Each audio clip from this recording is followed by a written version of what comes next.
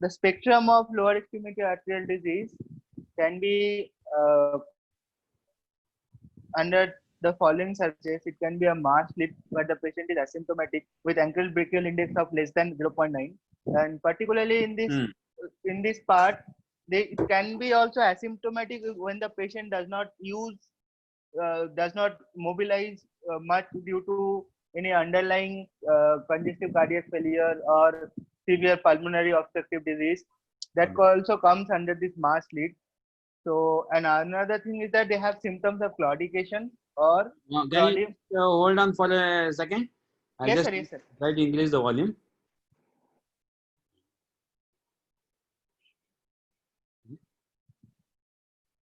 So, as volume increasing.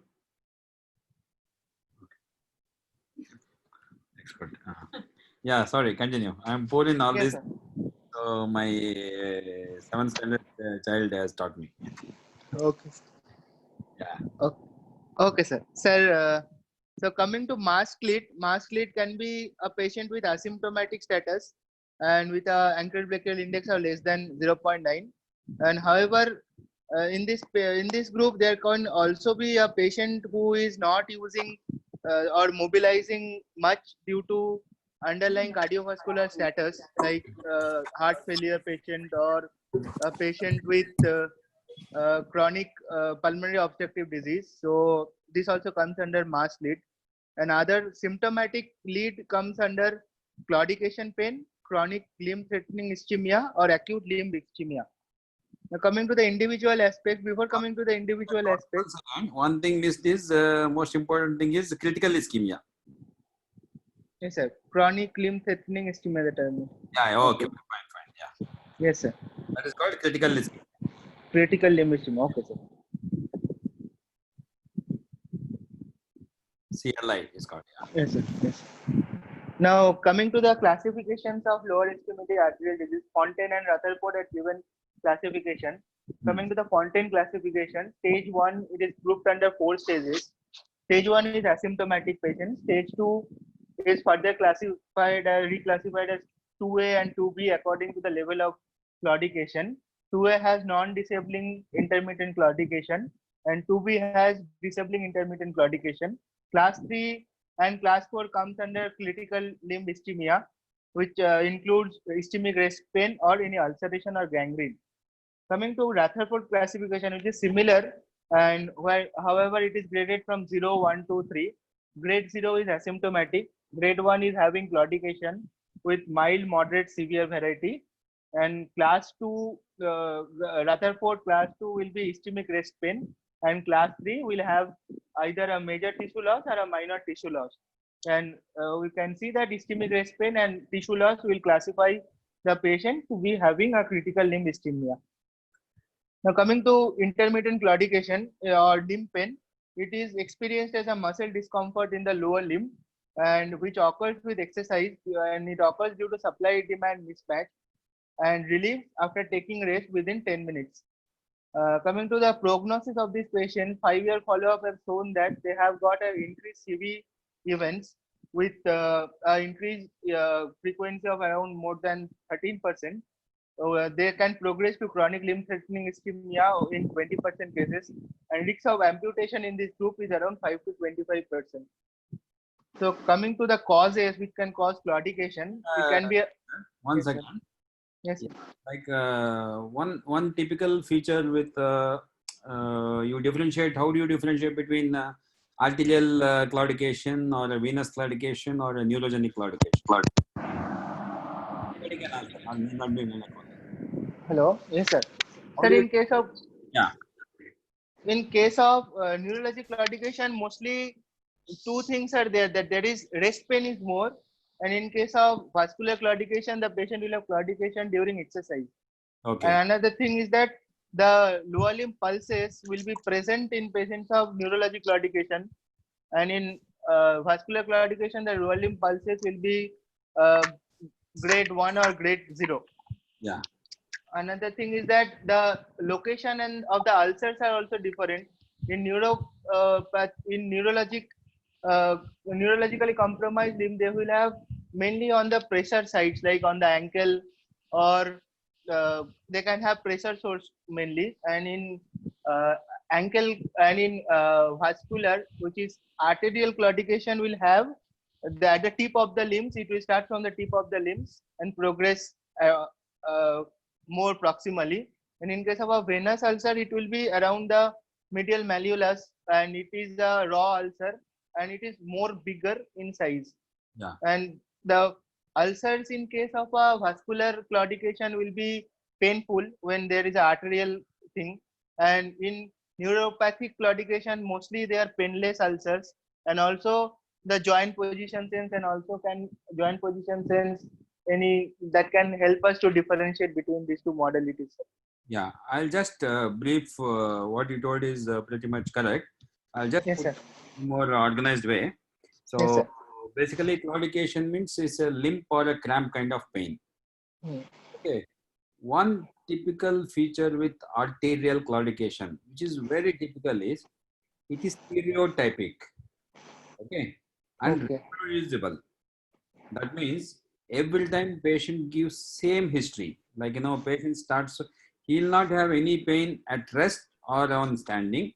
He typically gets pain on walking for a certain distance. Some people will Okay. express in meters, some people will express in furlongs, or some people will express in how many current poles they can walk, like that. So different. Every time they give the similar history. After walking for about 10 minutes, I get cramp-like pain in the calf. Then they stop for 5 or 10 minutes after taking rest. Again, they can walk for a similar distance.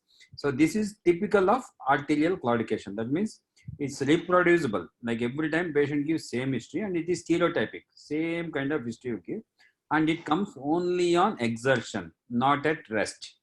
Okay, this is Yes, about sir. arterial claudication. The venous claudication, venous pain, how does it comes is typically venous pain will not be there in the morning times. It is usually in the second half of the day, because what happens is overnight patient will be in the supine position. The venous drainage and all happens by gravity automatically.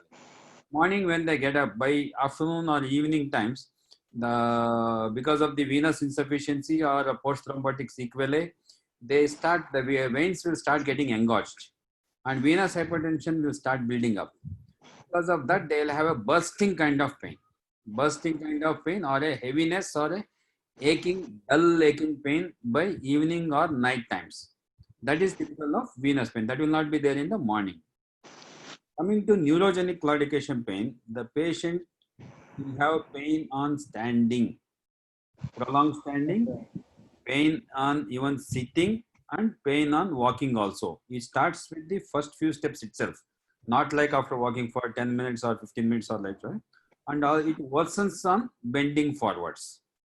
Okay, bending forwards or lifting weights. Whenever you keep the hip and knee joint straight, and bend your spine, the patient will. So the neurogenic claudication, patient will have pain even on prolonged standing, even in the first few steps of walking, and worsen with bending forwards. Okay, is it Yes, clear? sir. Yes, sir. Yeah.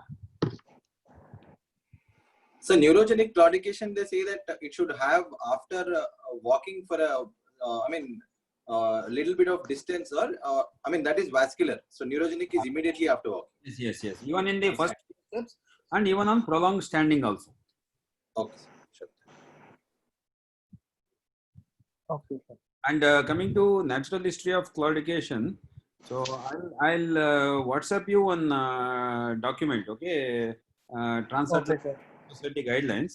Say you take the 90 to 95% of the claudicants. Yeah, this is mortality.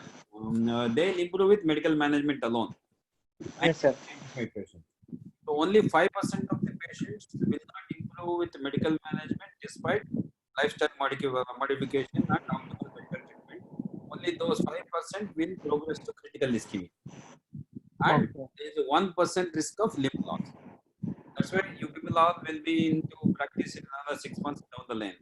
So my sincere advice is never, have the tendency or urgency to intervene in a claudicant, because the natural history says there is only 1% risk of limb loss. What is the risk of any intervention, whether it's your coronary or peripheral anything, is almost equal to 1%. When the risk is equal to benefit, there is no point in offering any treatment. And if they don't give up tobacco or smoking or anything, whatever intervention you do, they are going to reocclude. Like, peripheral is not like your coronary. So they do very well with the medical management, and coronary, it is life threatening. So you need to be little more in a hurry. So here, unless it's a acute limb ischemia, there is no real hurry to, rush up and do intervention. The only exception will be aortoiliac lesions. Only those can be attempted in claudication. Infrainguinal means superficial femoral artery, popliteal artery, and infrapopliteal.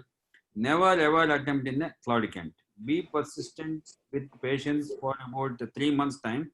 You will see wonders. Patient who hardly can walk for 100 meters will be able to walk for nearly half a kilometer to 1 kilometer in good number of people. Just a focal stenosis is there. You want to do angioplasty and other things, So there can be in SFA is called as superficial femoral artery, that you all know. There is one more terminology called, it is called as stupid femoral artery. Means it will screw your happiness. And big people, have messed up things, and this one. So in a claudication, infrainguinal disease especially, never attempt any intervention, how much ever easy the lesion is. Okay, stay with the medical management. But in critical ischemia, the risk of limb loss is 30% in critical ischemia. So the risk with intervention or surgery is 22%. So those are the cases because of the limb loss risk is quite high. You have to intervene. So critical ischemia means with or without gangrene, severe respite. Okay. Yes, sir. Sir, wanted to ask one thing. Yeah. Sir, is it they improve cause because like development of collaterals, or it is like purely due to the medical management, sir? No, it is actually, I attribute it to if they give up tobacco. The one thing with tobacco and peripheral vascular disease is, if they give up tobacco today, the damage ends today itself. Whatever damage has happened, it won't progress further. That's the beauty with tobacco. And one thing is this cessation of tobacco, and other thing is in Western countries, they have what is called as claudication clinics, where they actually that is proven to be beneficial, where patient is actually made to walk in a treadmill in a 10-degree elevation. Okay, and when the patient starts getting cramp like or a claudication pain, at the first cramp itself, patient has to stop. Every day like this for about 40 minutes every day. They keep doing that. The treadmill exercise, programmed exercise training regimen, it is called, on a treadmill. So with that, one thing is cessation of smoking will prevent the disease progression. That is number one. And second thing is your antiplatelets and statins will also prevent the disease progression. That is another point. And third thing is silastazole is proven to be a class 1 recommendation for claudication. It doesn't improve the blood supply, but it improves the muscle adaptability to perform better under hypoxic circulation. The muscles are, they perform better with the same amount of decreased circulation. So the combination of antiplatelets, statins, and silastazole in combination with cessation of smoking will, I haven't seen any patient not improving with this combination.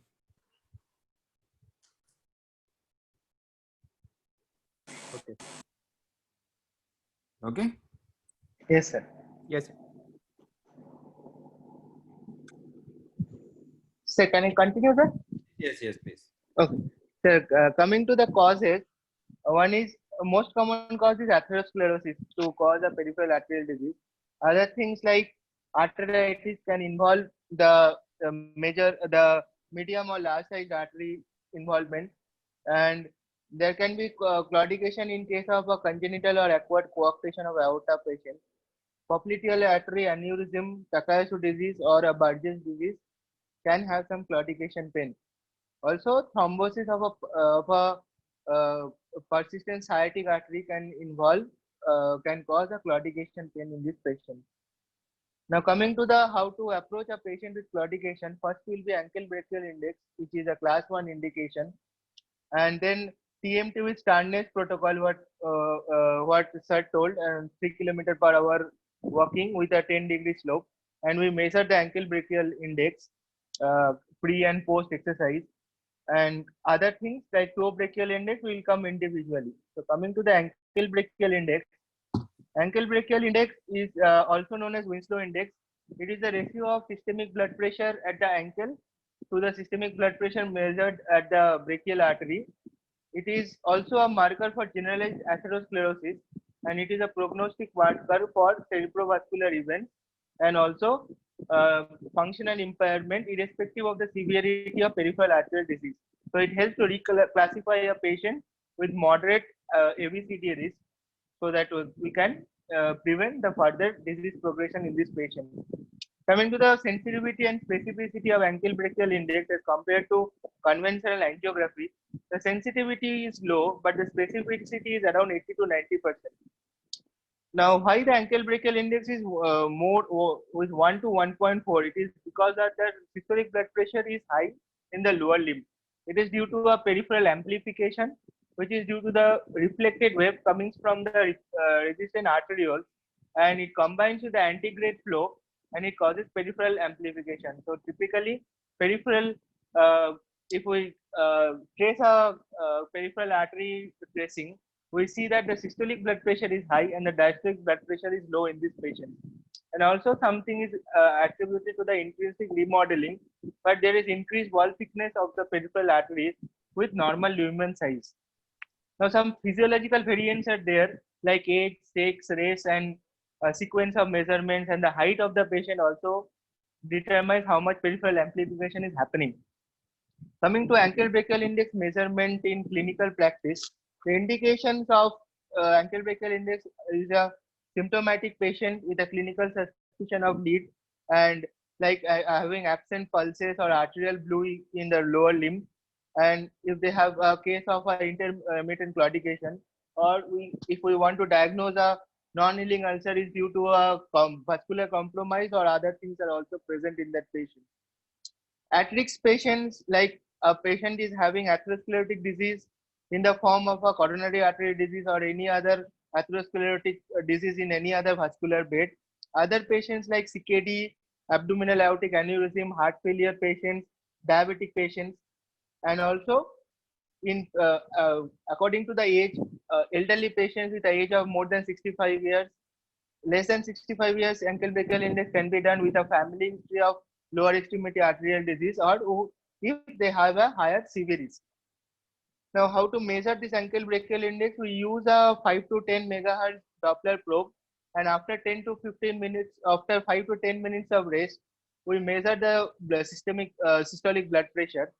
The cuff size is important and it should cover at least 40% of the limb circumference.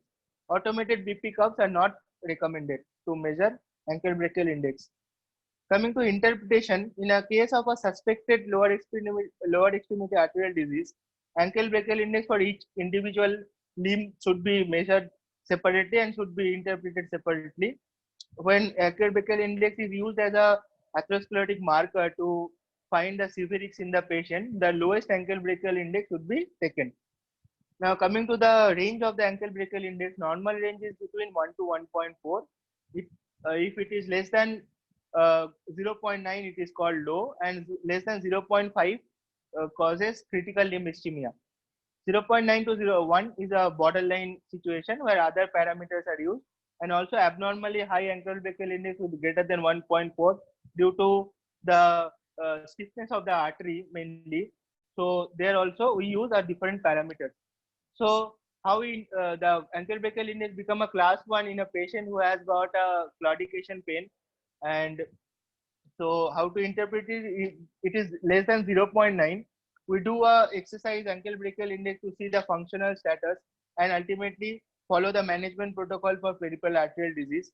If it is between 0.9 to 1.4, that is normal range or borderline range, we see the symptomatology again. If the patient have a non-joint related symptoms, then we do what is we see the exercise ankle brachial index with a class 2A indication. And if the patient has got a non-healing ulcer or a gangrene, then we subject them for a toe brachial index, we see the perfusion pressure of oxygen in the tissue and also see the skin perfusion pressure with a class 2A indication. We will come to the individual parameters in critical limb ischemia. Coming to more than 1.4, that is abnormally high ankle brachial index, we do a toe brachial index with class 1 indication. And if it is less than 0.7, the patient follows the same protocol as management of peripheral arterial disease. If it is more than 0.7, then there is the other cause of the limb pain. Coming to post-exercise ankle brachial index, we see that if a person is exercising, there is vasoconstriction in other segments and there is vasodilatation in the exercising limb. So the systolic blood pressure will fall in the lower limb, which is the exercising limb, and it takes a time to recover. The recovery time is important, and it is seen that in a peripheral arterial disease, if a patient has got a recovery time to pre-exercise ankle brachial index, it is prolonged in case of a peripheral arterial disease. And also it has a specificity of 95% with a high negative predictive value to rule out peripheral arterial disease if the recovery occurs within 3 minutes, and we can gain the pre-exercise ankle brachial index of more than 90%. And how to, if we suspect peripheral arterial disease with a symptom in a symptomatic patient, fall in systolic blood pressure of more than 30 millimeter of mercury has got a 85% specificity of diagnosis of peripheral arterial disease, and if there is a fall in ankle brachial index by more than 20%. Coming to ankle brachial index as an atherosclerotic marker, if the CV risk is high, more than 20%, the patient directly goes for secondary prevention, which includes a antiplatelet agent also, and also other parameters like LDL, BP, smoking, and control of diabetes should be taken care of. If a patient is a moderate risk of 10 to 20% and ankle brachial index is less than 0.9, so we add antiplatelet in that patient also, and the patient goes for secondary prevention, and also evaluate the patient for any symptoms of peripheral arterial disease or chronic limb ischemia. If it is high, then we can, this moderate risk patient will go for a primary prevention, which doesn't include the antiplatelet agent. Now, coming to imaging, we'll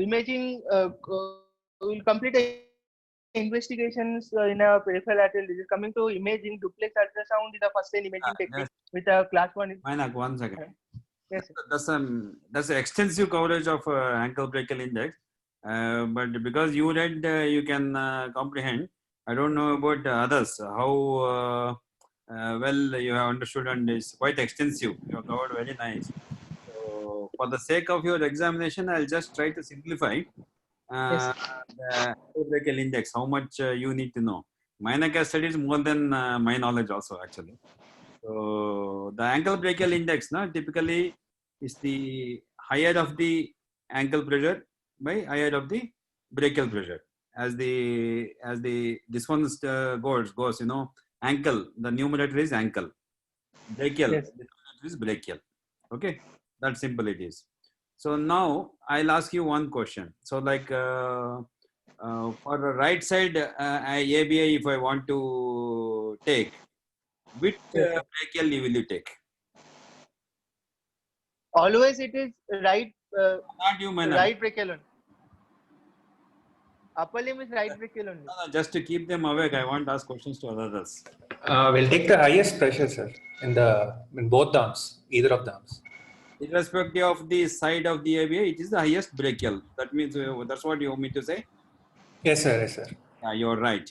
So always in peripheral vascular disease or in your practice, taking blood pressure in both the upper limbs is mandatory. That's very important. And in the ankle brachial index, it is the irrespective of the side of the ABI, is the highest brachial pressure is what is the denominator. And in the ankle, you will be testing anterior tibial artery and posterior tibial artery, right? So which Yes, artery will you take? Again, it is the highest of the Highest. Highest. highest. So highest Any of the. ankle divided by the highest of the brachial, irrespective of the brachial side. and that is called as ankle brachial index, and it has to be done with as Menak told, with a BP cuff and handheld Doppler. And when you record these things, the normal ankle brachial index is, there are many ways of classification. The simplest one to remember for your exam is 0.91 to 1.1. 0.91 to 1.1 is normal. Okay. So 0.7 to 0.9. 0.7 to 0.9 is mild peripheral vascular disease. You keep reducing it by 0.2. Next is 0.5 to 0.7. The 0.7, it is actually 0.71 to 0.9. So it will become 0.5 to 0.7. Like 0.5 to 0.7, it is moderate peripheral vascular disease. 0.3 to 0.5, it is called as severe peripheral vascular disease or subcritical peripheral vascular disease. Severe peripheral vascular disease or subcritical peripheral vascular disease. Less than or equal to 0.3 is CLI, critical limb ischemia. Okay. Okay. Just very easy to remember. And if the ABI is more than 1.4, ABI is more than 1.4, it is labeled as non-compressible vessel. Non-compressible vessel. That means your ABI is no longer has any role in this category of patients. It can be due to extensive calcification of the blood vessels. It cannot be compressed at all. So between 1.1 to 1.4, it is very difficult to interpret because of the calcification and other things. In those patients above 1.1, you rely on toe brachial index for your diagnosis and prognosticating the peripheral vascular disease. Okay. For these non-compressible vessels, for theory, you can have one more thing called pole test. Non-compressible vessel, pole test. Pole test. Yeah. There is a, just for your theory, you remember, there is a way of, in the supine position, you check the signals of the Doppler with the Doppler and you keep elevating the limb. At the point at which the signals disappear, that height is calculated against one index. I don't remember the exact thing. So it is there in your Das surgical clinical manual. It is not available in any of these vascular books also. So that's for your theory. And one is pole test and other is most commonly and practically used is toe brachial index of less than 0.7. Toe brachial index has different studies have given different range. Somewhere between 0.5 to 0.7 is considered as normal. So less than 0.7, more than 0.7 means it is virtually a normal vessel. And there can be incidences where ABI is normal. Okay, means somewhere between 0.91 to 1.1. But toe brachial index is less. What does it suggest? ABI is normal, TBI is less. Microvascular. Distal vessel occlusion. Yes, very good. That means there can be a disease in the foot arch.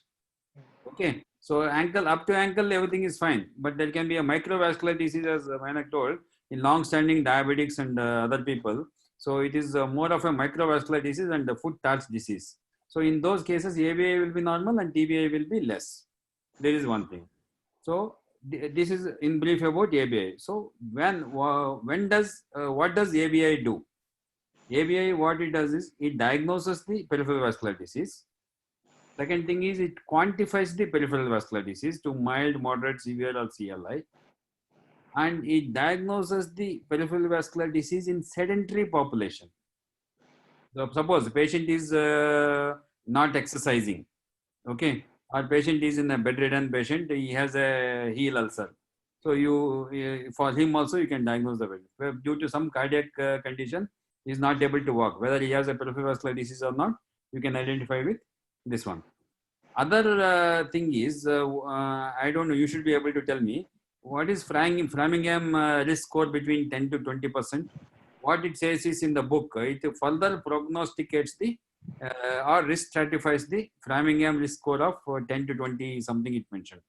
So you just read that, okay? Okay. So it diagnoses, it quantifies and it prognosticates.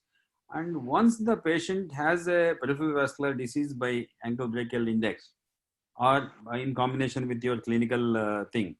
So one study, I forgot the name, I think one of you must be able to remember, 93% of the cases will have some amount of peripheral vascular, coronary artery disease.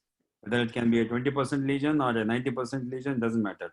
Only 7% of the people with a peripheral vascular disease will have a normal coronaries. Okay, you know this study? I write in your cardiac thing. Let me see my notes. Your cardiac book only for my exams. There is one chapter on risk stratification in peripheral vascular patients. Cardiac risk stratification in peripheral vascular cases. Okay, one chapter is a separate chapter. I think what is your textbook's name? Brunwald or anything? Brown one. Yes, sir. Brunwald is there, na? Yes, sir. Yeah, in that only there is one exclusive chapter about 6 or 7 pages. In that it is mentioned very clearly that study. I think is very relevant for you people. Okay. Okay. Sir, toe brachial index, how is it measured, sir? Which Index, arteries are looked? usually if the great toe is there, they'll tie it will be a small cuff. You know this for the drawing Finger cup. the blood sample. They tie this thing, right? Tourniquet. Tourniquet. It will be half diameter of the breadth of that. So they in our Karnataka Diabetic Institute it is there. If you happen to go for a tea or something like that, you just go, she'll show you. Okay, so it is tied around it will be like your watch strap.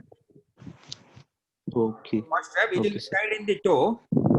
Basically, it compresses the cuff inflates and compresses the digital vessels. Okay. Okay, sir. Yeah. So one more point I'll read. So it confirms the peripheral vascular disease and quantifies the peripheral vascular disease.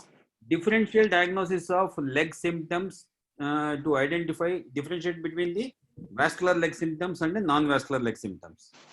And it also identifies the patients with reduced limb function to walk defined distances at usual speed. It provides further risk stratification with a lower ABI indicating worse prognosis. Can be used for further risk stratification in patients with Framingham risk score between 10 to 20%. Okay, and a lower ABI is associated with the coronary and cerebral artery disease. Yeah. Sir, this mild PD, peripheral arterial disease, moderate severe is there, no? Same thing is applied for that Rutherford classification also, sir. No, Rutherford is based clinical. There also that mild claudication, moderate and severe claudication it comes. Symptom. That is symptom. That is only based on symptoms. Okay. That is symptom, based on the symptoms only. Because there, what is meant by mild, moderate, severe, it is not clearly Yeah, clear. it is not very clear. There is a lot of gray zones between that. And actually, ABI is not considered as investigation. It is part of a vascular clinical examination. I'm not sure, but what you asked makes sense to correlate between this and Rutherford actually. But I'm not sure on that. The intervention you should restrict to this 0.5 and less category. You got it? Yes, sir. Yeah. Yeah, but like clinical, critical limb symptoms ischemia, then we should investigate. Yeah. We do imaging then. This patient. Yeah. Yes, sir. Okay. So coming to imaging, duplex ultrasound is the class 1 indication. It is for anatomical characterization, CT angio and MR angio are indicated with class 1 indication. And duplex screening in a patient with abdominal aortic aneurysm should be done with a class 2A indication. For diagnosing below knee arteries, it is the digital subspectrography which is needed to anatomically characterize the lesion. So, overall nutshell of the management of the claudication patients, one is the risk factor modification. As I told, smoking cessation is very important. Other parameters like LDL cholesterol, should be kept under 70 to 100, HbA1c control, blood pressure control, and antiplatelet therapy and statin therapy. So if there is no limitation of quality of life, then we monitor the patient or any loss of function is there. If there is restriction of quality of life, there is exercise limitation or reduced treadmill performance or reduced function by questionnaire, here actually we use a questionnaire of Edinburgh claudication questionnaire is there uh, uh, where we can subject how much reduced function the patient is in at present moment. Now claudication first therapy will be medical therapy as I told, and it will be based on supervised exercise therapy and pharmacotherapy. So if there is improvement of symptoms which is present in around 95% of the cases, we continue with the medical management only. If the symptoms cannot be controlled, it forms a class 2A indication to localize the lesion and go for a diagnostic investigation, imaging, and go for revascularization accordingly. If there is a suspected proximal lesion like femoral lesion or suprainguinal lesion, we go for we characterize the lesion by any imaging. So coming to the medical therapy, one is the antiplatelet clopidogrel is Here, Manak. yes sir. So in the investigations, no. So Yes, just sir. remember for your exams. So if the patient is in a claudication stage and if you are planning medical management, you can limit your this one clinical examination and ankle brachial index and the investigation for a screening purpose to localize the disease and quantify the disease. You can do Doppler. For a claudication, when you are planning medical management, you can stop at duplex ultrasound. Okay, that's all investigation is needed. Always remember, because you are getting, I'm teaching both for exam and for your practice also. Only when you are planning to intervene or subject him for intervention or surgery, if you feel is indicated. That's why critical ischemia or subcritical ischemia. Only in those cases you go for a imaging. Okay. So otherwise, for a medical, if you're feeling that it's a medical management case, you need to restrict at the most to Doppler ultrasound. In the investigation, the gold standard one is digital subtraction angiography, DSA. It is still the gold standard in peripheral vascular disease. For aneurysms, it is 64 slice or 1 mm thickness CT scan. But for all other peripheral vascular disease, especially critical ischemia, it is a digital subtraction angiography only. Though it is invasive, that is a gold standard investigations. The other things they do is CT peripheral angiogram or a MR peripheral angiogram, but those have their own advantages and disadvantages. Advantages with CT peripheral angiogram is the contrast doesn't cause any remote risk of systemic fibrosis, MRI or things like that. But the disadvantages is in long-standing diabetics and extensive calcified vascularity, it is very difficult to interpret whether the opacification is from the contrast or from the calcification. In long-standing diabetics and infrapopliteal and infra-ankle disease, CT is not very great investigation. MR is good, but problem with that is the remote risk of non-specific systemic fibrosis is there. So the investigation is gold standard is digital subtraction angiography. Okay. Yes, sir.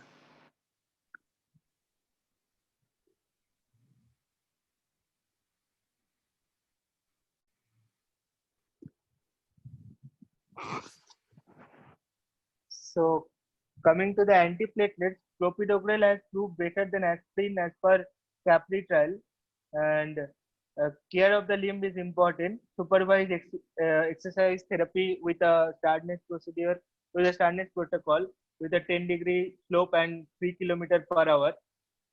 Pharmacotherapy to decrease claudications, and if the patient doesn't respond, and we subject them for subsequent investigations and revascularization. Point number 3. Yes, Point sir. number 3. No, it's actually very important. Care of the limb or foot care.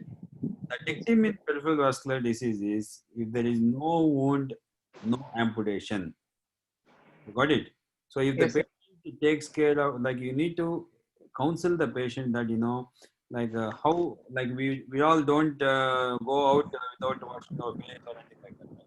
We want to keep our hairs right and we want to wash our face. We'll keep our face right, but food we neglect. So these people, especially diabetics, they need to examine their food at least 2 or 3 times every day. Because a lot of neuropathy patients, no, especially Yes. they keep walking to the temples and other things barefoot, and they'll not have any sensation, so they'll damage and tissue loss. One while cutting the nails and all, they'll injure the skin. That's how it all starts with the trivial trauma. In Madras, this very famous diabetic institute is there, no, MV Diabetes or something. They had done a study. They found out that 70% of the injuries happen inside the home. 70% of the injuries happen inside the home, and it starts with all small trivial skin loss. The intact skin, when the skin is intact, the blood circulation needed is less, but the moment that there is a breach in the skin, the wound develops, it needs more blood to heal the wound. That's when the supply mismatch happens. So the small wound will become a gangrenous wound and a ischemic wound, then gradually progress to a critical ischemia and severe rest pain. So foot care is important aspect as good as this cessation of smoking and other antiplatelet drugs. Okay. So the drugs which are being tried as a to decrease the claudication, first drug is the silastazole. It is a phosphodiesterase 3 inhibitor, and it has got the properties of uh, both. It has got a mainly It has got a metabolic benefit. So the limb can perform better with the decreased blood supply also. But the contraindication is that if a patient is of heart failure, you cannot use silastazole as it is a phosphodiesterase 3 inhibitor. So in that case, Class 3 dyspnea or something. yes, sir. So naftridrofuryl is another drug which is also shown to have some benefit. There is no evidence for any pentoxifylline or vasodilator to show benefit. PGE1 agonists like IV or oral beroprost have shown some benefit in critical limb ischemia to decrease the size of the ulcer, but in the long run, it does not prevent any amputation. So ESC guidelines has given that statins are indicated. Supervised exercise training is recommended with the class 1 indication. Where it is not possible, we go for an unsupervised exercise training. And with daily activities, if it is compromised despite this exercise and medical management, only then we should subject them for revascularization with class 2A indication. And and if it is very severely compromised patient for this claudication, the patient is very severely compromised, then we can try revascularization along with exercise therapy with a class 2A indication. But the percentages are very less. Come back. Yes, sir. So last but one point, when the daily activities are compromised despite exercise therapy, Yes, sir. revascularization is indicated. You got my point? Yes, Because sir. the theory of claudication says it has to improve with medical management. So that need is only in about 5 to 10% of the patients.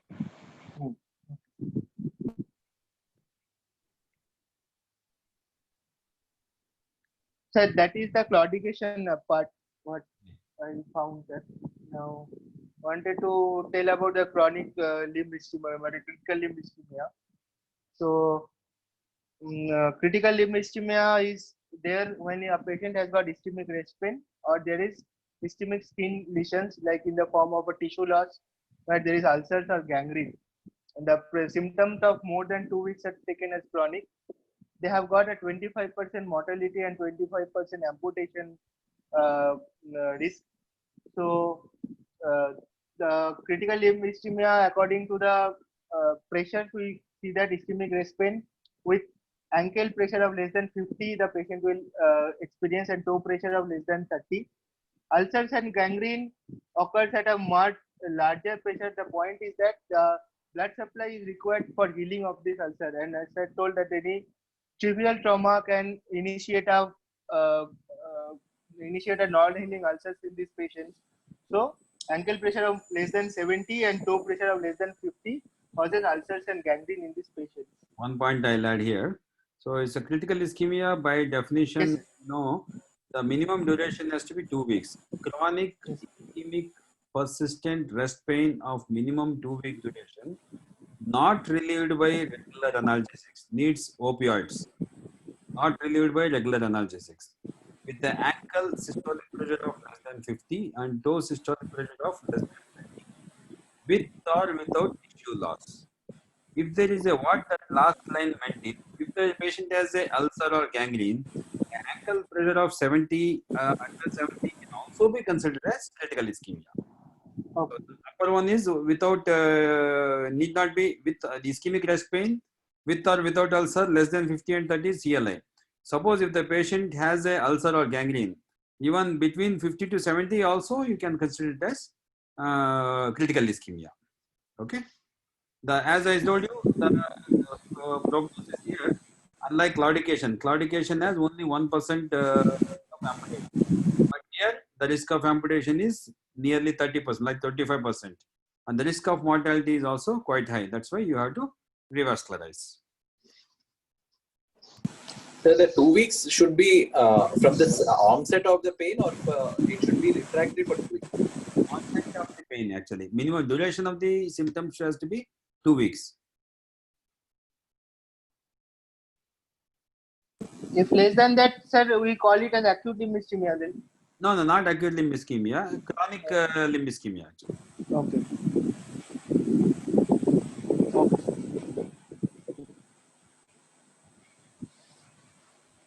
So other investigations like that partial pressure of oxygen critical level is less than 30, and other investigation tools only like capillaroscopy or fluorescence video microscopy. These are all under investigation which are in research tool level. So when CLI is confirmed according to the definition, the patient is a good candidate for revascularization with no much risk factors for revascularization, with a good anatomy, then the revascularization should be done in this patient with class 1 indication. If the patient is not a candidate for revascularization, and then according to the anatomy or very high risk patients, then the patient goes for a stable. If the patient is stable and the pain is stable and the lesion is stable, then the patient goes for medical treatment only. And if there is intolerable pain, spreading infection, then the patient goes for amputation. Yeah. In that, not a candidate for revascularization, stable pain and lesion. In that medical therapy, you mentioned prostaglandins. No? Yes, sir. In those kind of non-bypassable or non-angioplastic. Okay, that is one of the tried therapy. Prostaglandins, stem cell therapy, and gene therapy. These are all tried in this one. Prostaglandin is extensively used, and stem cells are also now extensively used in these non-operable CLI patients. Stem cell therapy also you can try. So medical management comes with pain management and the management of the ulcers, which is principally the restoration of the perfusion only. Local ulcer care and pressure relief should be maintained. The limb should be kept warm. If there is an infection, then the infection should be treated accordingly. And after revascularization, the limb care is also important, as otherwise the limb cannot be salvaged in these conditions also due to increasing infections. Coming to the risk of amputation in chronic limb ischemia, Wi-Fi classification is given, which includes the 3 parameters, which is the wound. The wound is if there is no ulcer, then the score is 0. If it is a shallow ulcer, that is, and there is no gangrene, it comes under class 1. If the score is, if it is deep ulcer, with there is an exposed bone or gangrenous tissue changes, but it is limited only to the toes, then it comes to class 2. If there is extensive deep ulcer with a full thickness heel ulcer or the calcaneal involvement, or there is extensive gangrene. Sir, hello? I think this may not be needed for you. Okay, sir. Yeah. Okay, sir. Won't be able to remember all this. Yes, sir. Stick to Fontaine, Rutherford, that should be enough. Okay. Okay. So coming to revascularization, task guidelines have categorized it which will be the mode of revascularization in these patients, and it is classified as type A, type B, type C, type D. Type A is that there is excellent results with endovascular means, and type B where there is a good result with endovascular means, but there is another area where open revascularization is required. Type C is that where there is a superiority of open revascularization, but endovascular methods are used as the patient is in a high risk for the surgery. So, and type D is that they have not showed any good results with endovascular results, and so the patient should be treated with the revascularization by open surgical technique. 1 second, come back, Manak. Yes, sir. So basically, the peripheral vascular, no, with the advancement of endovascular tools and other things, no, every year these keeps changing. There are no definite classical guidelines like your coronaries. So what we have is it definitely helps in some guidance. So what is task is transatlantic inter-society consensus. It is a society which consists vascular surgeons, interventional radiologists, angiologists, cardiologists, and 5 specialties, interventional radiology. So they are classified into 4 categories as per the pictures which comes in the next few slides. So task A is basically short length simple lesions. Yes, sir. It is endovascular. The extreme opposite end, task D, is open surgery. Remember this. Task A is endovascular. Task D is open bypass. Task B, the endovascular is the first choice. For example, unless the open vascularization is there for associated lesions.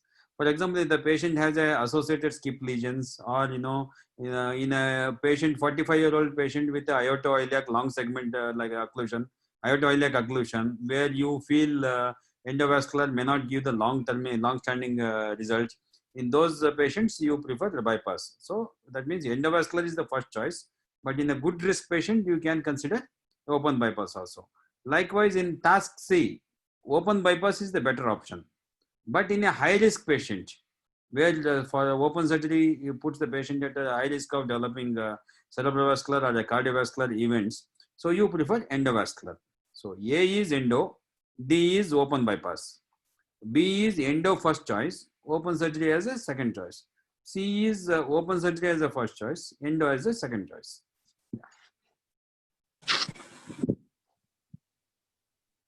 So these are the individual lesions, how they classified it. Sir, it is very extensive actually. Only thing is that you just remember that A, B, C, D, that previous yes, slide. sir. Yes, sir. Okay.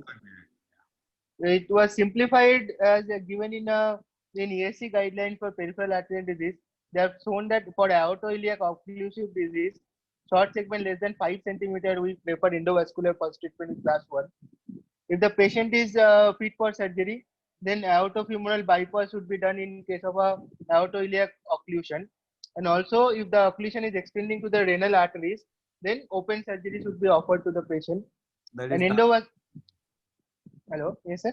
That is task D. Yes. And also in endovascular first surgery should be done if the patient has got severe comorbidities. So had the surgical risk will be high. And also if it is done by an experienced team, then in case of aortoiliac occlusive lesions also we can do endovascular treatment. And some centers can do a hybrid procedure where they do a iliac stenting, and as the femoral artery we do a endarterectomy or a bypass for relieving the skip lesions in the femoral region. Now, extra anatomical bypass with a class 2B indication can be used when there is no other modality of treatment. So femoropopliteal lesions are also classified where there is the lesion length of less than 10 centimeter and less than 5 centimeter is taken, and more than 20 centimeter arm goes into the type D classification. And so simplified version is that endovascular treatment is done with a lesion of less than 25 centimeter and with primary stent implantation as class 2A, and drug eluting balloons are used for can be used with class 2B and for if the patient has got in-stent restenosis.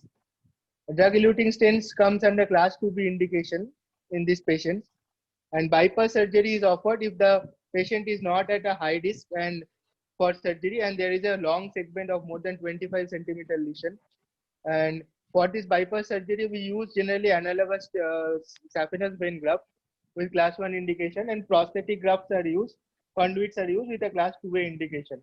If the patient is unfit for surgery, even for long lesions of more than 25 centimeters, we do a endovascular therapy in this patient.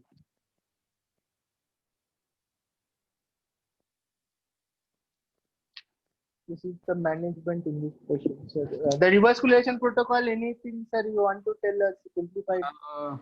Yeah, like if the lesions are short, it's pretty very difficult to remember these things. Basically, you remember that first slide, task A, B, C, D, and aortoiliac endovascular aortoiliac stenting. You would have seen a number of cases with BTR and other things. Only open. I'll show you some photograph. How can you see? 7.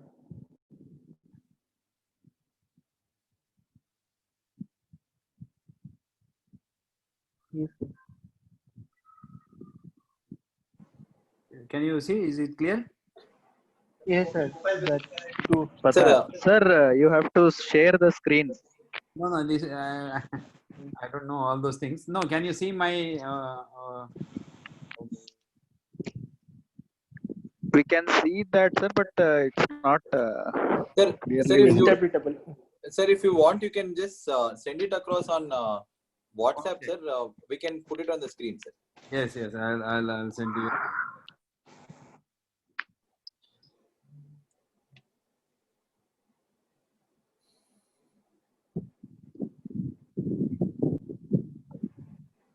I WhatsApp you. Dimpu. Yes, sir. Yes, sir. Yeah, that is one. I'll WhatsApp you on video also for the great subnus vein bypass. Okay, sir. I'll once everything is done, I'll start sharing, sir. Yeah. Okay.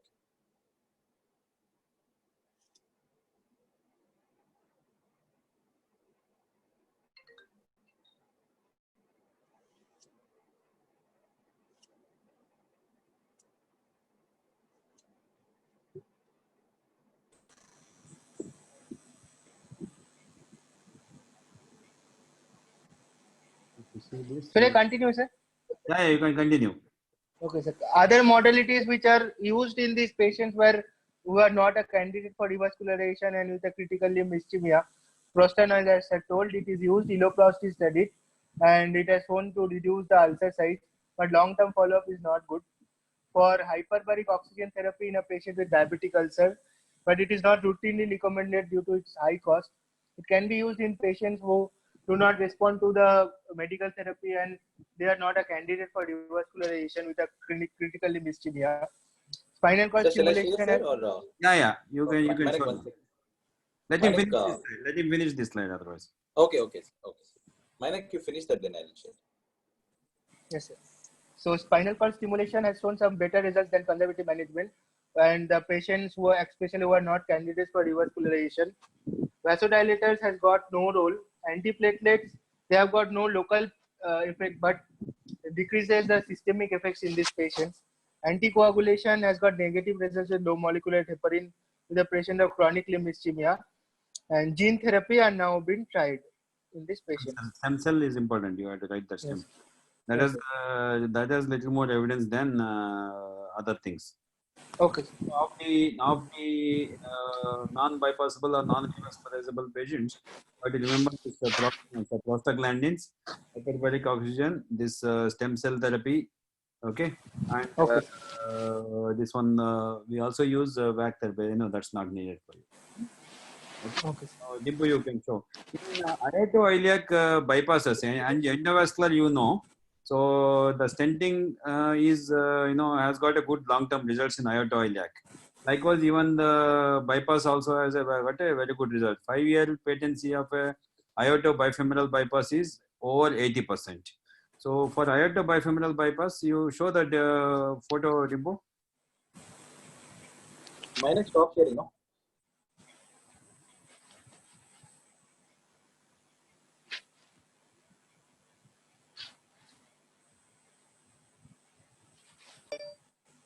Yeah. can you see this graft prostate? That is called a Dacron graft. Okay. It comes in a pre-molded, pre-stitched configuration like this, Y configuration. Okay. So that the tube part, trunk part is for the aorta segment, and the two limbs for both the sides, either it is to the iliac or to the femoral. This is called a Dacron graft. We also have a PTFE graft, polytetrafluoroethylene graft. So typically aorto-iliac or aorto-femoral bypass, we do like this. Okay, they have a very good long-term patency rates. Even aorto-iliac stenting has also good patency. When it comes to infrainguinal, below the like femoropopliteal, femorotibial, femorodorsalis pedis, femoroposterior bypasses, and other things, nothing has matched great Sapnas vein. So great Sapnas vein is the gold standard conduit for infrainguinal bypasses. Okay, show the other video, Dimpo. See, this is a bypass we have done from the proximal superficial femoral artery. You can see. Can you see the pulsatile great Sapnas vein which has been harvested, and we have done anastomosis to the posterior tibial artery there. Can you see the posterior tibial artery? So that's how we do bypass. This is from can you see the blue mark there? Yes, sir. Yes, sir. That is the methylene blue we have applied on the anterior surface of the so that there will not be any twist or kink. Okay. So this is a bypass from the proximal superficial femoral artery all the way to the mid posterior tibial artery. This patient had a very short segment, about 5 centimeter SFA lesion plus infrapopliteal lesion. I thought SFA is a juicy lesion and I angioplastied it. Okay, but the there was an acute and chronic, and the thrombus migrated distally and become a kind of acute ischemia. And this patient, we have to do a emergency bypass. You got it? So like this, I said no stupid femoral artery. So it can a short 5 centimeter lesion. We have to do this big operation in an emergency setting. So that's why you have to be very careful. This patient had a critical ischemia. Intervention was mandatory. Otherwise, if just imagine for a claudicant who comes to you, you think that it's a small lesion, end up with this big cut and all, and that too, these distal bypasses, they have patency rates of about 50 to 60%, and there can be a immediate failure rates of about 2 to 3% like that. So in that case, the limb is a threat. So you have to be very selective in decision making. Yeah.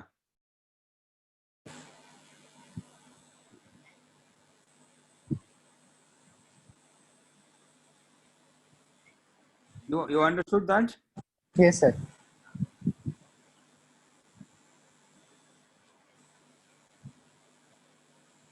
Am I audible? Sir. Hello? Sir, And Yes, here, please. Hello, tell me. sir, below inguinal, infrainguinal, it is always like surgical or still like any percutaneous endovascular thing is. no. What I said is open bypass, conduit. Again, there also like as per the task guidelines. So endovascular is the first choice, depends on the length of the lesion and other things. If you go by the evidence, if you have time, you should read Basil trial, Basil 1 and 2. Basil means bypass versus angioplasty in severe ischemic lower extremity. Okay. This trial will give you an insight of about what is ideal, whether it's a bypass or a endovascular. If the lesion, I'm not 100% sure, you just check on the length. If the lesion SFA occlusion is more than 20 centimeter, bypass is endovascularly you can open, even 30, 35, 40 centimeters also you can open. But bypass has proven to have a longer durability and improved patency rates and better limb salvage rates compared to angioplasty. But there also, as per the task guidelines, theory is different, practice is different. In practice, we all attempt endovascular first. But when you write in the exams, you have to write as per the guidelines. As per the guidelines, for all long segment occlusions, you have to do bypass with great Sapnas vein is ideal. And other difference between in the endovascular intervention compared to aortoiliac segment and superficial femoral artery is, in aortoiliac segment, the stenting is indicated. The stent has proven to have a better patency rate than the plain balloon angioplasty alone. For this, the trial is the Dutch iliac stent trial. Dutch iliac stent trial. In that trial, stenting has proven to be more beneficial and better patency rates compared to the plain balloon angioplasty. Whereas infrainguinal, the stenting is recommended only as a bailout when there is a flow limiting dissection or things like that, or a recoil, on table recoil. Only then you have to do a stenting in infrainguinal as a superficial femoral artery. Otherwise, drug coated balloon angioplasty is the ideal choice as of 2020, this month. Okay. So now the only stent which has proven to be quite durable is Supera stent. It is a vasculomimetic stent. Okay. So now we can have a doubt why so stenting is not indicated in SFA and other things is the superficial femoral artery is, you know, it is subjected to 5 to 6 different forces: the flexion, extension, rotation, torsion, pull, all these forces that makes them vulnerable for stent fractures. That is number one, especially at the adductor canal. And the second thing is in-stent restenosis due to intimal hyperplasia is very high because of these forces acting on the superficial femoral artery. Okay. Infrapopliteal, as of today, not drug-coated balloon angioplasty. It is a plain balloon angioplasty alone. Because DCB, there were two companies which were making. One is Medtronic and other is Lutonix from Bard. But Medtronic, they have withdrawn from the market due to higher risk of amputation. Lutonix people still, they quoted that they have a better patent rate, but as of now, infrapopliteal angioplasty, you can assume plain balloon angioplasty alone. But for superficial femoral artery, drug-coated balloon angioplasty is the ideal. If at all you want to stent, the data is more in favor of vasculomimetic stent, that is called Supera stent from Abbott. Yeah.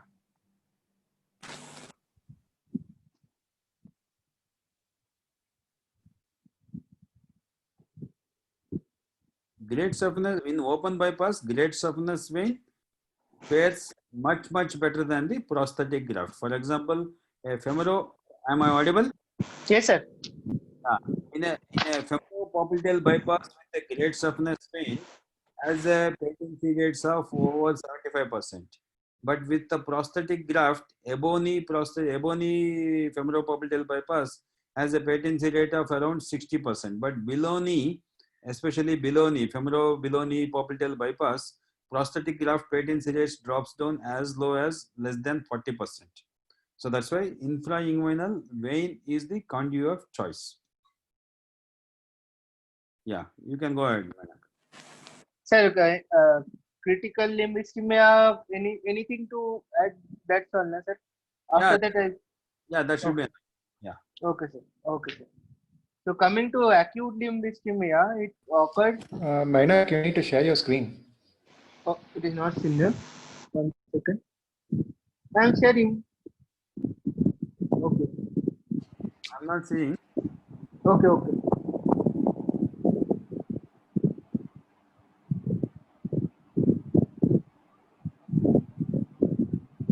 It is seen now? Okay. Is it visible, sir? Yeah, it's visible. Okay. So coming to acute limb ischemia, any sudden decrease in limb perfusion which causes a potential threat to the limb viability is called as acute limb ischemia, with a potential duration of less than equal to 2 weeks is taken into account. The causes are embolism, trauma, peripheral aneurysm with any emboli, or any reconstruction occlusions. Any also acute limb ischemia occurs due to thrombosis of any atherosclerotic stenosis artery, and like thrombosis of a arterial bypass graft or a reconstruction procedure can also cause this acute limb ischemia. Embolism from the heart is an important cause, and we should see the any cardiovascular cause is there or not. The embolus can arise from any aneurysm, plaque, or a critical stenosis from upstream source. Now, also thrombus aneurysm with or without embolization, like a popliteal aneurysm, can also cause a acute limb ischemia when there is a thrombosis in that animal. The DDs for this case will come as a acute compressive neuropathy which occurs in the patient, or a preeclampsia cerulea dolens, which is a emergency for a case of a DVT. This comes under DDs for acute limb ischemia. So the 5 P's are important, which is pain, pulselessness, pallor, paresthesia, and paralysis, which are the main cardinal symptoms in these patients with acute limb ischemia. Again, Rutherford et al. Has given a classification about the prognosis of the limb, and it is classified into 3 categories. It is viable if category 1 is viable and it is not immediately threatened. There is no sensory loss, there is no muscle loss, and if we do the Doppler signal, both the arterial and venous Dopplers are audible.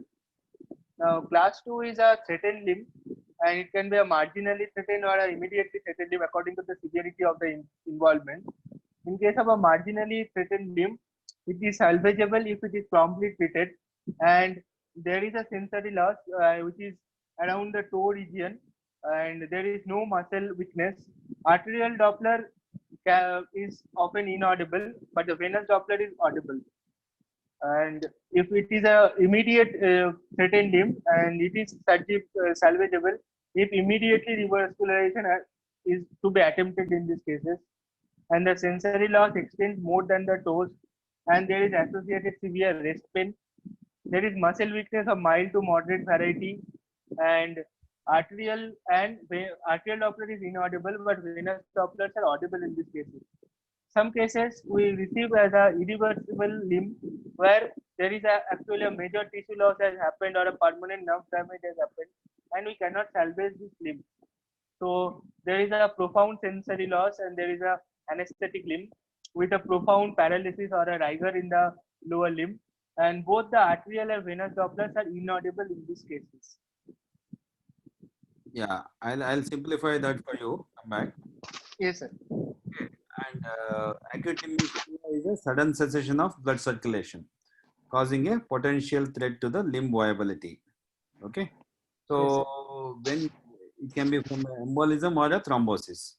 The embolism, for just you to remember, I'm just trying to highlight on this. Embolism, you know, cardiac source, whether it can be from the post-MI, the post-MI clot, or a vegetation from a well or heart disease, any of those things. There is one more, one is cardiac source of emboli, other is arterio-artery emboli. This is very important. Okay, so the arterio-artery emboli can be, the embolus can be a plaque from the proximal unstable atheromatous plaque, or a thrombus embolized from the mural thrombus of a proximal aneurysm. For example, one patient presented to me with toe gangrene with a palpable anterior tibial artery and posterior tibial artery, but non-palpable dorsalis pedis artery. This patient, when we have investigated, he had a arch of aorta aneurysm. The thrombus has embolized there. So the emboli can be arterio-arterial emboli or a cardiac emboli. And arterio-arterial emboli, again unstable proximal atheromatous plaque or a proximal mural thrombus from a proximal aneurysm. Okay. So next slide. Go to the next one. Next one. Yeah, this one I'll simplify it further. 1, 2, 3, you remember. One is viable limb. Okay, there is no sensory loss, no motor loss. Both arterial and venous signals are audible. 3 is everything is gone. Okay, it is a insensate. Anesthetic means there is no sensation, no movements. Okay, no arterial signals. Extreme opposite to the 1. Okay. So it's an insensate total loss of motor function without any audible arterial or venous signals is irreversible or a class 3 ischemia. So class 1 is a viable without any sensory loss, without any motor loss, with both audible arterial and venous signals. Now you have a second category where 2A is marginally threatened, 2B is immediately threatened. So this 2B is where it's an emergency. He needs to undergo a immediate revascularization. So in 2A, there can be a mild sensory loss, You can write, you can circle the sensory loss in 2A. Circle the sensory loss, you will understand better. Okay. In 2B, you circle the motor loss, muscle weakness. Okay. So first sensory loss, that is marginal threatened. In 2B means there will be a loss of or decreased toe movements also. Okay. So the 1 and 2A, you have time where you can get a angiogram done or do a angiogram, and you can manage either with the medical management in the form of anticoagulation and take the patient electively if needed. But and even with the catheter directed thrombolysis also you can do. But 2B is immediately threatened. So salvageable with immediate revascularization. Okay. You don't have time. Sometimes you have to go with a Doppler based only, or sometimes you have to go with the clinical based also. Okay. There's no confusion in this. One is viable. There is no threat at all. No sensory, no motor loss. 3, everything is gone. Profound anesthetic and paralyzed. There is no motor movements at all. Okay. And it is a case for amputation, means irreversible revascularization. So threatened, in the marginally threatened, you have only mild sensory loss. But in the immediate threatened, you have a sensory plus motor loss. Okay. Next slide. So actually it is a percentage which is given. We receive actually around 90% patients are there where you can salvage the limb, and 10% will come in a condition with a both with a non salvageable limb. So the protocol for management of acute limb ischemia, anticoagulation with heparin and pain management should be done with a class 1 indication. If it is a Rutherford 1 limb, then the patient we can have some time to do this imaging and revascularize within hours by thrombolysis, thrombectomy, or a bypass. If it is a neurological deficit with a motor weakness, is present, such as Rutherford B, with the patient goes for urgent revascularization without any initial diagnostic imaging workup, and we do a thrombectomy or a bypass in this patient. And after doing these things, if we find a vascular lesion is present, then the protocol for the chronic limb ischemia of critical limb ischemia is followed with endovascular therapy. And if there is no vascular lesion, then the patient goes for a medical therapy with follow-up accordingly.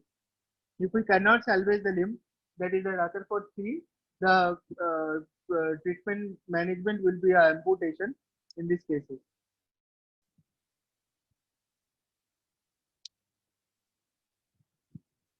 So coming to the recommendation, heparin with the anticoagulation, heparin should be done with a class 1 indication and is contraindicated.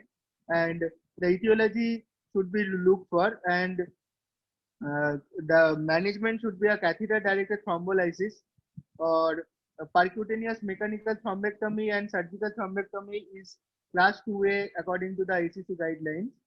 And ultrasound accelerated catheter based thrombolysis is a class 2B indication. If the limb cannot be salvaged, then the patient will go for an amputation with a class 1 indication. This patient should. Yes, 1 and 2A, you have a role for endovascular therapy. Yes, sir. Just remember, keep it simple. Class 1 and class 2A, there is some scope for endovascular therapy. No, keep it in this slide only. Yes, Endovascular therapy in the form of catheter directed thrombolysis or a suction mechanical thrombectomy, percutaneous mechanical thrombectomy, and other. But 2B is a candidate for a surgical revascularization. 3 is a candidate for amputation. Amputation. Yes, That's sir. simple. Yeah. Next. So a comprehensive history to find the source of thrombus and embolization should be taken, and class 2A for seeing any cardiovascular cause for thromboembolism in these patients, and and the patient should be followed up with periodic evaluation with cardiovascular risk factors, limb symptoms, and functional status are assessed. Coming to the investigation, ankle brachial measurement should be done in these patients with a class 1 indication, and imaging with duplex ultrasound forms a class 2A indication if we have used a autologous vein graft or we have done an endovascular therapy. And duplex ultrasound may be done in these patients with where prosthetic grafts we have used in a intrainguinal bypass in the infrainguinal location. And this patient should be on warfarin for minimum of 3 to 6 months or longer. And if warfarin cannot be used for a high bleeding risk, then platelet inhibition should be considered in this patient.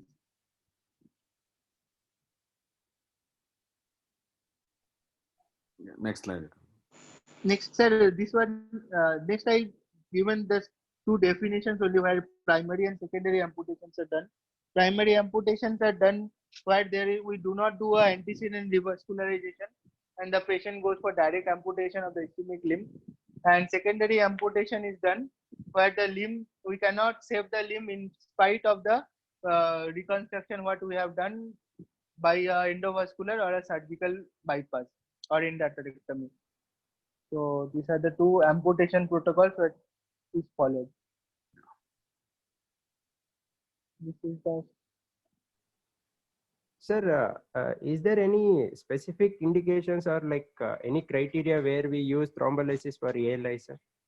Thrombolysis, as I told you, you can do when when the limb can wait for revascularization, because the thrombolysis, it's a slow, and the advantages with thrombolysis compared to open thrombectomy is the reperfusion sequelae in catheter-directed thrombolysis will not be as bad as an open thrombectomy. In open thrombectomy, you remove the clots suddenly and there will be a sudden reperfusion. The reperfusion sequelae of acute tubular necrosis, myoglobinuria, and hyperkalemia, they are common in an open thrombectomy. Okay. So the advantage of catheter-directed thrombolysis is the lysis is slow and gradual process. So the reperfusion is also slow and gradual. So the reperfusion injury is less in endovascular thrombolysis. But the disadvantage is of complications of thrombolytic therapy. The reperfusion is like in class 2B, immediate revascularization. That is not possible in thrombolysis. Okay. The studies for this are Rochester trial and delay trial, surgery versus thrombolysis in ischemic lower extremity. And there is one more.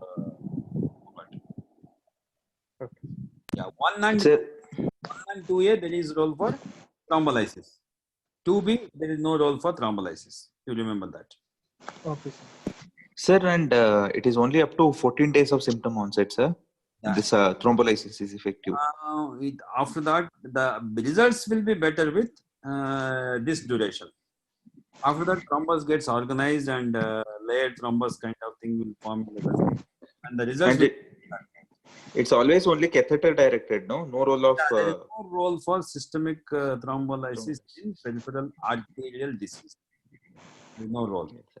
And any time only without thrombolysis, only heparin, is there any role, sir? Class 1 ischemia and class 2 ischemia in a highly comorbid patient. Like in your last 3 years, you would have called us so many times in ICU with EMI, inotropes of 60, high inotropes, BP of 60 or 80. So those kind of patients, again, anticoagulation alone, comorbids. So only anticoagulation in class 1 and selective cases of class 2 ischemia, class 2A ischemia. With comorbidities. Yeah, with higher comorbidities who are not a candidates for revascularization. Okay, sir. And also for your practice, one practical tip I am going to give you is this: all these years you are more keen on CKMB, right? So CKMB fraction, right, for your cardiac thing. But for us, is CPK, creatine phosphokinase. So it has got lots of prognostic value. Like, when the patient comes to you with a limb ischemia and you have a baseline CPK, if the CPK is above 5,000, there is a prediction, there are studies which says that there is a 50% chance of renal dysfunction post-reperfusion. 50% chance of acute renal failure post-reperfusion. Usually this renal failure is reversible in about 2 to 3 months time. But there will be an immediate, you need to be prepared for dialysis also in these kind of patients, especially if the CPK is more than 5,000. Suppose if the patient comes to you with a class 2A, 2B picture and the CPK is there. One important role of this CPK is it has the prognostic value. You do the serial 12th hourly CPK, where is not a candidate for intervention. You do the serial CPK. If the CPK is on the upward trend, that means the ischemia is worsening and it is ongoing. But if the CPK is on the downward trend, that means ischemic insult is over and the muscles started recovering. Okay, so this CPK is very helpful in patients where there is a gray zone, like whether his comorbids will not permit us to intervene, or it will be a high risk candidate to intervene, or should we intervene or not. In these kind of dilemmas, serial CPK measurements will help you in prognosticating the patient.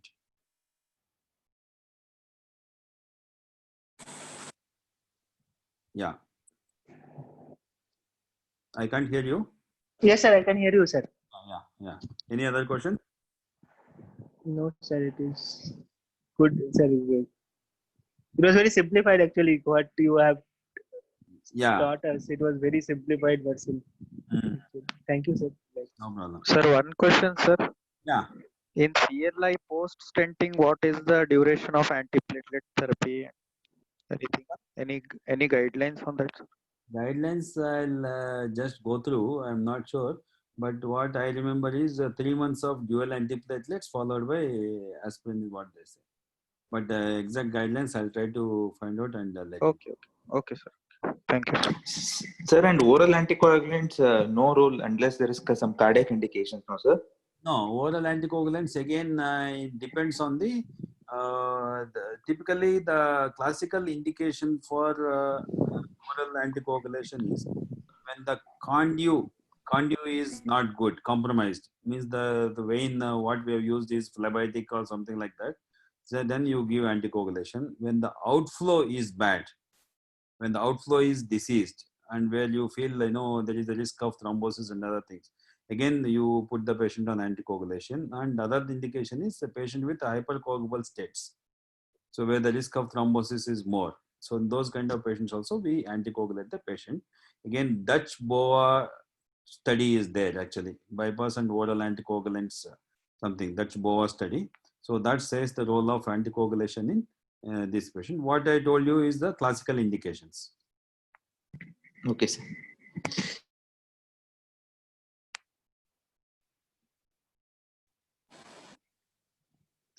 Okay. Yeah. Anything else? So thank you so much, sir, No problem. for the time. Thank you, sir. Thank you very much, sir. Thank you very much, sir. Thank you so much, sir. Good night. All the best for your exams. And Thank you, sir. Thank you, sir.